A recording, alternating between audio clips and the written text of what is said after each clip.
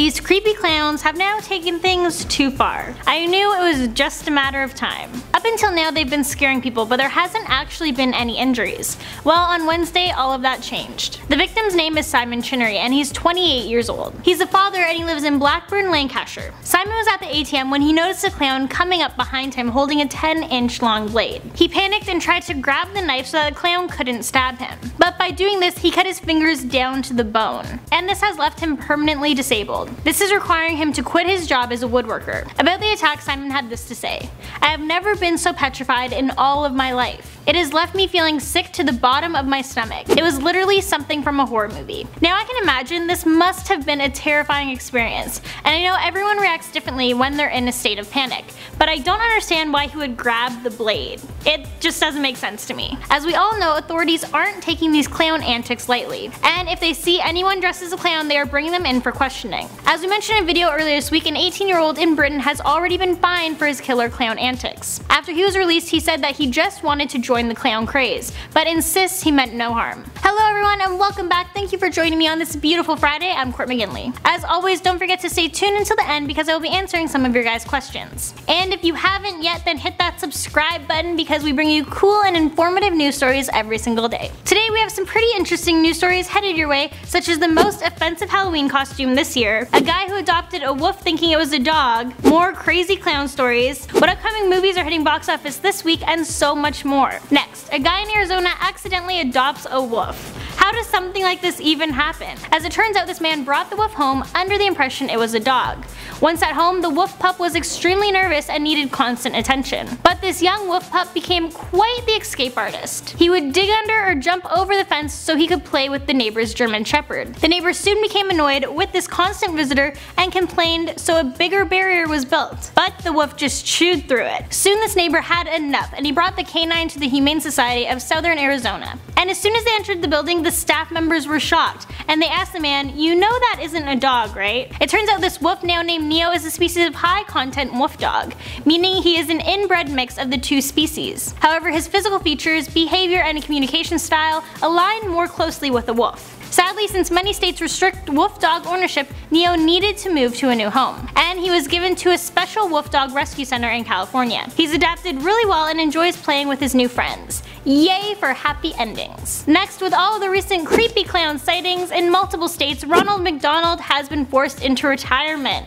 I didn't even think that was possible. But yes, it's true. On Tuesday, McDonald's Corporation announced that their innocent mascot, who only brings fun and joy to the world, will be taking a forced leave of absence from all public events. Whatever happened to clown rights? Oh, well, I guess those got taken away when they started terrorizing people.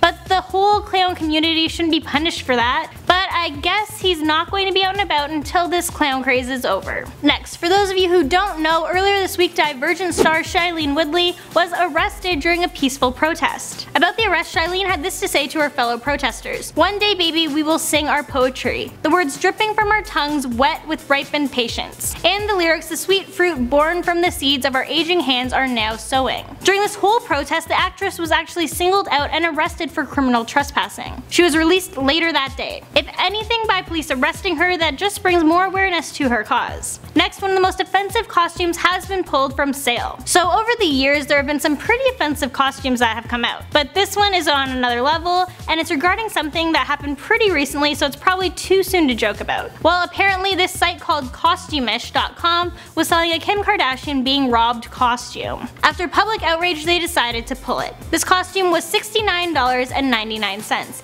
and it had a $4 million fake ring, a gag, and 2 feet of rope. Now, this costume didn't name Kim Kardashian personally, as the costume is titled Parisian Heist Robbery Victim Costume Kit.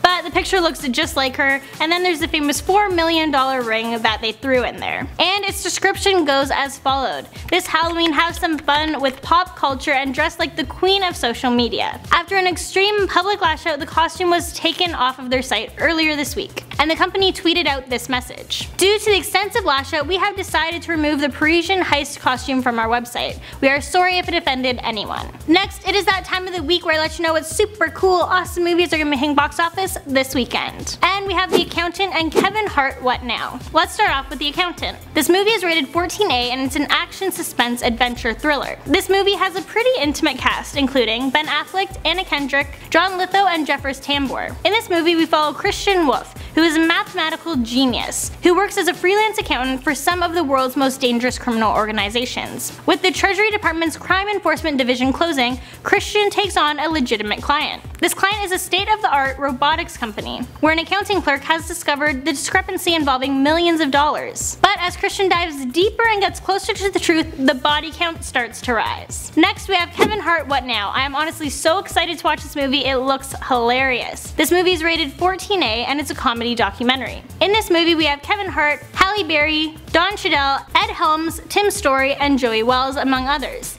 This film follows up Kevin Hart's 2013 hit stand-up concert movie Let Me Explain, which grossed $23 million domestically and became the third highest live stand-up comedy movie of all time. In this movie, Hart takes center stage in this groundbreaking, record-selling, sold-out performance of What Now? This was filmed outdoors in front of 50,000 people at Philadelphia's Lincoln Financial Field, making this the first time a comedian has ever performed to an at-capacity football stadium. Next, it's that all-important time where I answer your guys' questions. So let's get started. Our first question comes from Finn Brown, who asked, what was your favorite costume you've worn for Halloween? Growing up, I would definitely have to say it was being a witch. I must have been a witch for like 5 years in a row. I think it's because I always got compliments on it and the fact that I love the movie Hocus Pocus. Next, Joy Maid asked, what is your favorite film of all time and why? I'd have to say Wizard of Oz because I find the story fascinating and I like how the theme of friendship and compassion comes into play.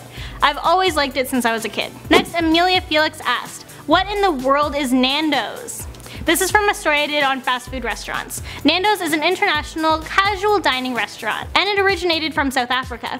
Basically, it's really popular in the UK and it's recently come to Toronto, so my friend Rebecca Felgate, some of you might know her from Top 10, she took me and some of our friends there to try it, and it has the best chicken you will ever taste. And there's a wide variety of delicious sides as well. So I would definitely recommend trying it out. Next, Billy the Boss Zero asked, what do you think of the clowns? I think they are ridiculous. I hate masks, so already they're unappealing to me for that reason, but I don't like how they're just terrorizing people, making them feel like they are endangered. And with Halloween coming up, it's just causing so much worry. The scariest part is that the people being dressed up as clowns are like younger people too. Last question is from Holden Presti, who asks, what is your middle name? My middle name is Lee, L-E-E. It's also my mother's middle name and my grandmother's middle name, so it's just now becoming a tradition. Well, that's all the time we have for today. Thank you so much for watching, and I'll catch you in the next one.